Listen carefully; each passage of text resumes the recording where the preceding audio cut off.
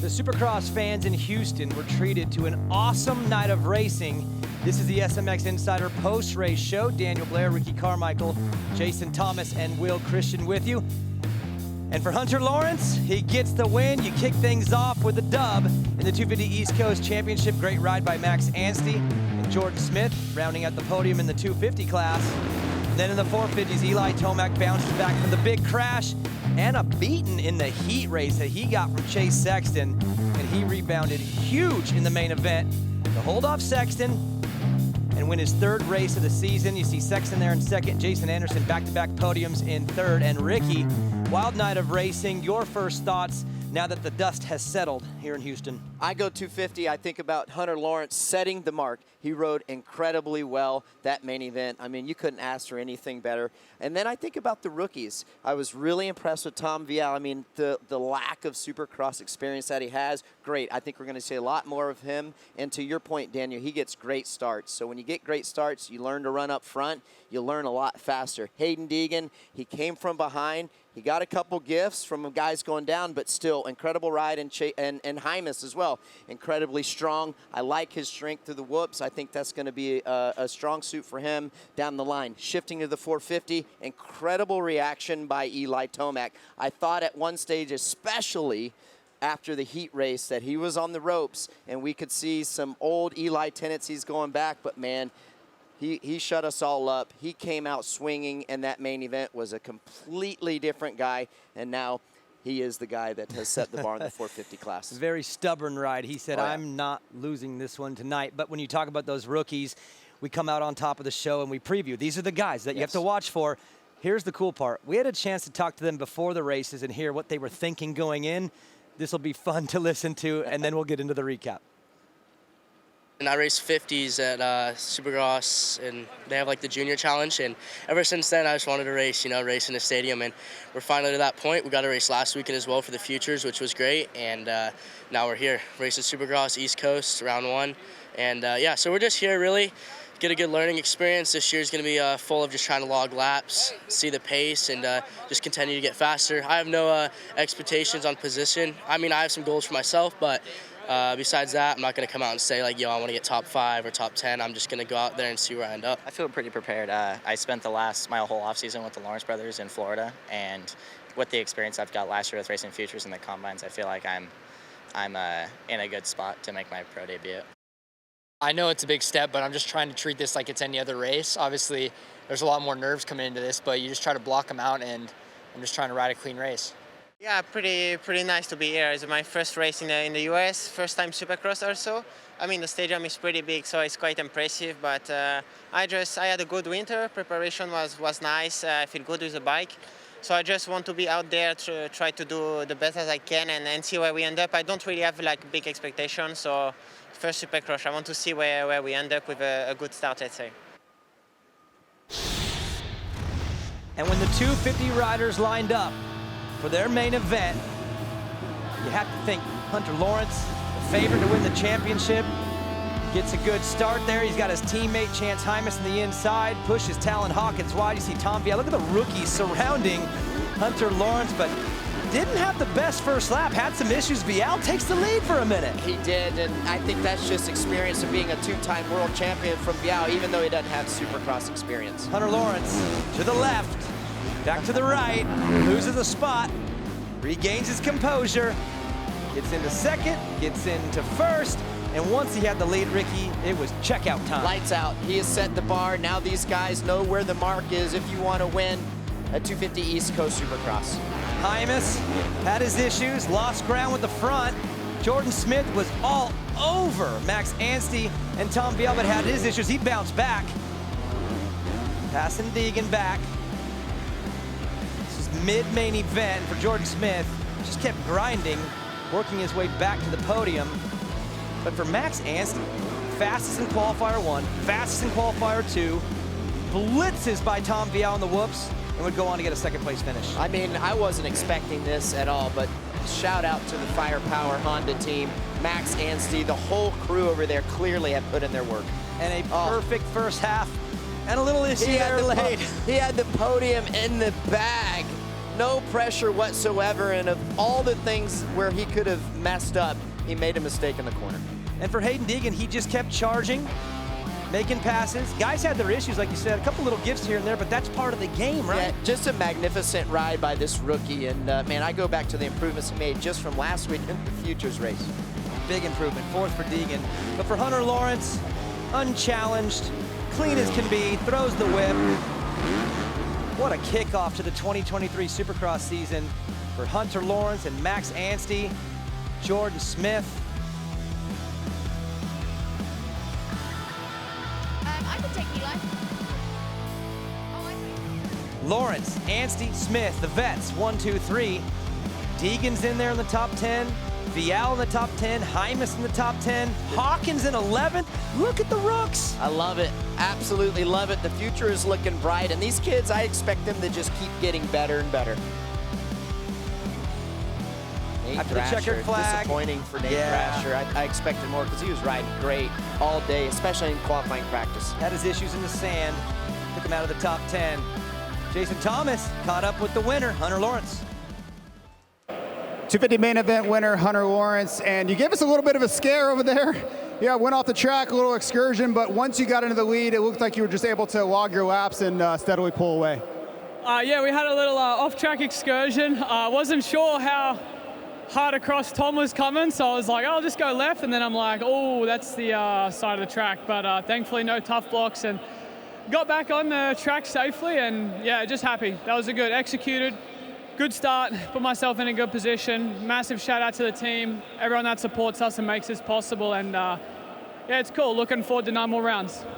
Congrats on starting 2023 the right way. The right way.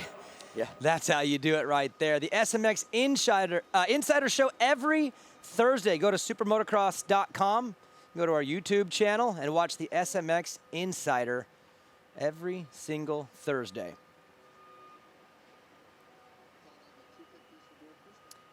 Let's check in with Will Christian. Hear her thoughts on 250 race action tonight.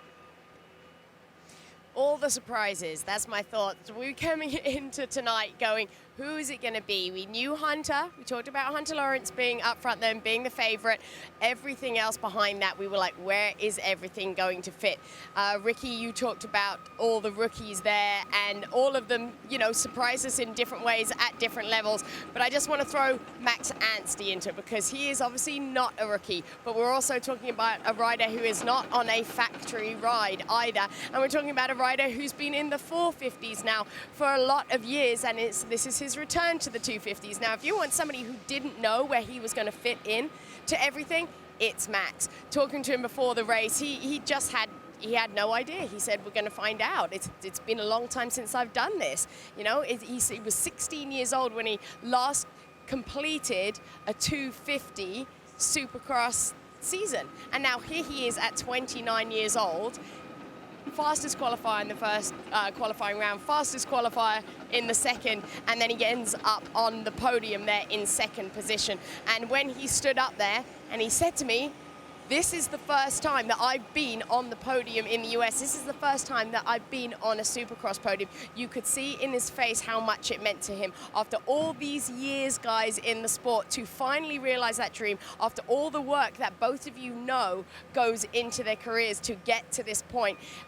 For him tonight, for Max Anstey, just an incredible feeling and just great, really obviously a little bit biased here, but great to see such an international lineup in the 250 East class here tonight. Just a spectacular night for everybody, but congratulations to Max. Yeah, that was an incredible ride, Ricky. I felt like he was going to be good in this championship. I didn't know he was going to be great. Yeah. I mean, the speed was incredible, and you're thinking, okay, maybe that's just speed, but then he got it done in that main event, and just what a ride. 450 race action. We come into the come into this round and you're thinking, how's Eli going to respond to this? We talked about it all week. It was a big night tonight for him, and he responded huge in multiple ways, not only with the crash, but the beating he got in that heat race. Yeah, I mean, I feel like it was up and down for me. It was like it was a roller coaster. I'm like, okay, there's a chink in the armor with Eli Tomac after last week, and then he gets taken to school on during the heat race. But then we go to the main event, and it's like role reversal, and it's the same Eli Tomac we saw the first 2 rounds. So incredible reaction from last weekend, and an incredible reaction from the heat race. That is so hard to do mentally when you get taken to school like that. So great job, Eli Tomac, and that whole Monster Energy Star Racing Yamaha team. 450 highlights from Houston. When the gate dropped for the main event, all eyes were on Eli Tomac and his challenger, Chase Sexton. And Tomac got the jump, shut Sexton down. Had a challenge from Aaron Plessinger early. AP was on it in this main event. Just showing a lot of aggression. I like the aggression he had riding. I mean, he was going all out. You could see it. See the crash right here from Dylan Ferrandis, top right corner. He looks like he over jumps that double. Not sure if he got out of shape. And that red flag comes out for Dylan Ferrandis. They go back to the gate for a staggered start. The Monster Energy Yamaha Star Racing team did acknowledge that he had a concussion. They had the brace on his neck just as a precaution, but it was a concussion. That's word from the team. Hate seeing that. Ugh. Staggered start. Tomac, Plessinger, Anderson, and Sexton. And for Tomac, he had the cleared track. He tried to get away, and he somewhat did, but Anderson made quick moves on Plessinger. Sexton did as well. Look at Anderson. I thought Anderson was faster than Tomac until this race continued on, and it just seemed like the 21 just lost toe, especially after he got passed here by Chase Sexton in the whoops. Sexton was fast in the whoops all day long, especially when we went and watched him down on the track, Daniel, earlier today. He just showed a lot of speed. Look how close Sexton got. He closed the gap. He's right there. He could feel the wind. It was right in front of him. And I was surprised he didn't make that change earlier. You just have to think that at some point, I mean, he's an intelligent enough rider that he knew, it's a small little slip up there. He knew where he was losing time. And man, this guy just kept the pressure on, proving why he's a 2-time Monster Energy champ and the points leader right now. And now a 3-time winner in the 2023 season. And this may have been his most difficult one if you take into consideration the crash a week ago, the challenge from Sexton, the mid-race, got in some lappers, Sexton's right on him, and he just opened it back up and did what the champ does and gets the win. There's Sexton and Anderson, great podium rides. I mean, they should be very proud to be up there, but they just didn't have what Eli Tomac had tonight. Hey, look at there, Justin Cooper, his debut ride on the 450, coming in clutch late in the game, passing Ken Roxon on the last lap. Great job, Justin Cooper. Yeah, he looked great. He did not look like a rookie in the second half of that 20-minute main event. That's the first time he's ever done one of those.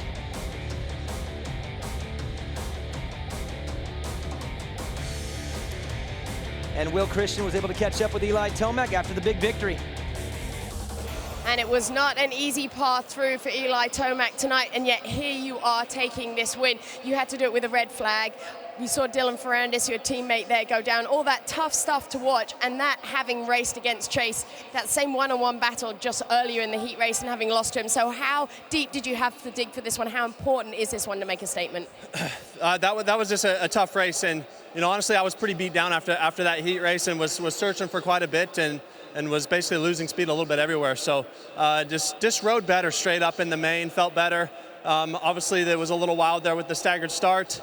And just kept my head down. Just kept my head down and just rode better. So thank you so much, Monster Energy, Star Yamaha, the whole team. So this is a great way to bounce back from last week's crash. Thanks so much, Eli. This was a big one. Congratulations. Now, Ricky, you always say you're cool with this, and you're like, it's all good. For real. Yeah, he's coming. I mean, do you not like seeing history be made? I'm fine with it. I mean, there's nothing I can do about it. Right? But embrace it. I love it. He beat my record at Daytona Supercross last year. I like that. Dude, I'm happy with what I accomplished. I like seeing the dominance that he's doing. It's really fun to witness because I know in 20 years from now, I'm going to be like, I watched him do this. It's pretty cool. I'm happy for him. And I know you respect the way he goes about it and what he's done with his career, especially lately. Certainly respect it. Respect his family. Let's talk sand. You're from Florida. You know a little bit about sand. I'm going to sit this one out. I hate sand. I mean, take it, Ricky. I absolutely love the sand. And this guy right here, and I'm going to go back and say it again, he kept working this inside. He said he didn't want to go outside, didn't feel comfortable. He tried it one time. But, man, I just feel like he should have taken a leap of faith early on. I mean, just struggling, almost goes down there.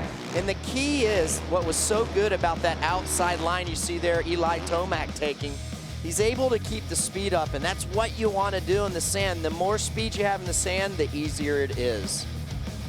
And he's looking at the track right here, trying to probably figure out what was going wrong. He's talking to the team manager, Lars Lindstrom, and what different lines they could have taken, and probably saying, I should have went outside to keep that speed up is what I'm guessing. Trying to figure things That's out right. there post-race. Lucky for us, we have Jason Thomas, who caught up with Chase Sexton, and we'll get our answer.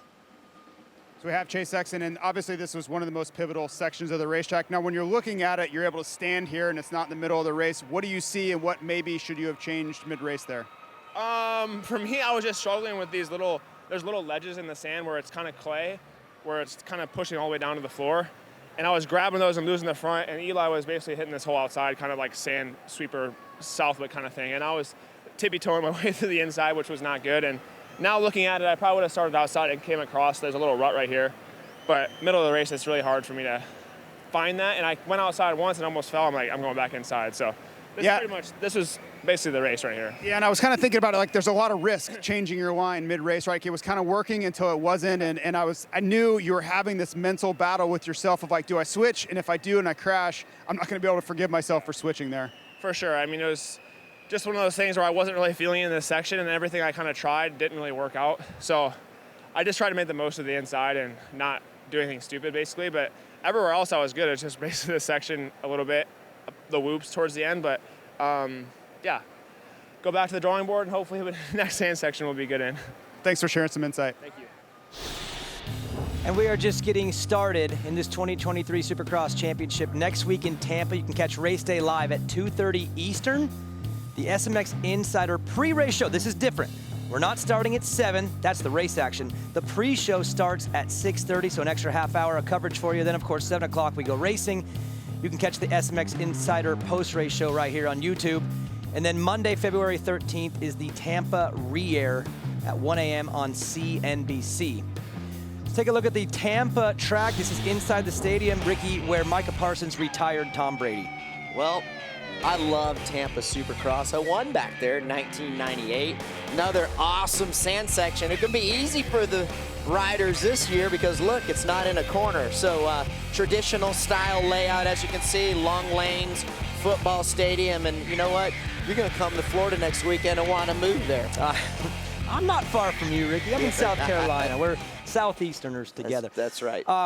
You look at that track, and I see a nice long sand section. Love it. Yep. Absolutely love the sand section. It's going to be a lot of fun. 250, I'll make it quick. Who can challenge Hunter Lawrence? I think Max Anstie, keep your eye on him. We're going to watch the rookies, see if they can make some adjustments. And then 450, always waiting for the response. Who's going to be the next guy to challenge Eli Tomac? Is it going to be Chase Sexton? Does Cooper Webb get the ball rolling? Maybe it's Jason Anderson, but a lot to look forward to. Speaking of a rebound, maybe Cooper Webb is due for a rebound. He was off tonight. I know you saw it early. You said this is going to be a rough night for Cooper Webb. But for Hunter Lawrence, perfect night of racing. I mean, he just took care of his business in the 250s. Look at Max Anstie, so pumped. Jordan Smith on the podium. The 450 class all over the place. Staggered start, but when the checkers flew, it was Eli Tomac who wins again. We're going to Tampa next.